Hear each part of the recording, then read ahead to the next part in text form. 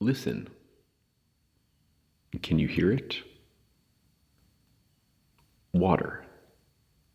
It's everywhere, even when we can't see it.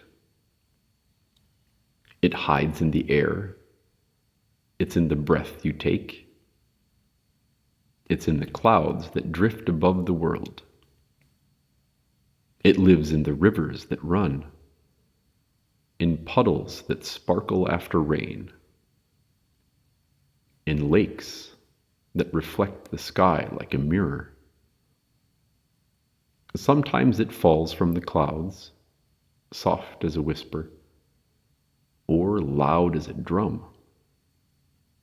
It slides down mountains, fills the earth, and finds its way to the sea. Water never stops moving. It wanders, it travels, it changes. When the sun shines, it lifts from the ground, tiny and invisible. It rises into the air, meets the wind, and gathers again as clouds. When the world cools, it falls back down, a gift to everything that grows. The circle never ends. Water is soft. You can scoop it up in your hands, let it slip through your fingers. But it's strong too. It can carve through rock, carry mountains to the sea.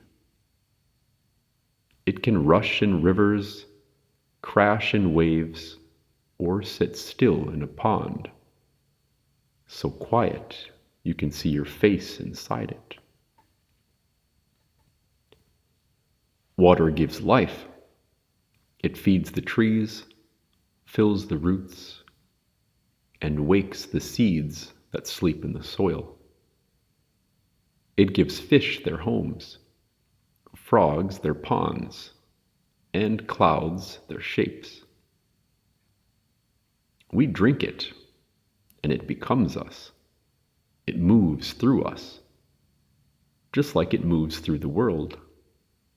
The water in your body was once a drop of rain, a wave in the ocean, a piece of a cloud. Every sip you take is ancient.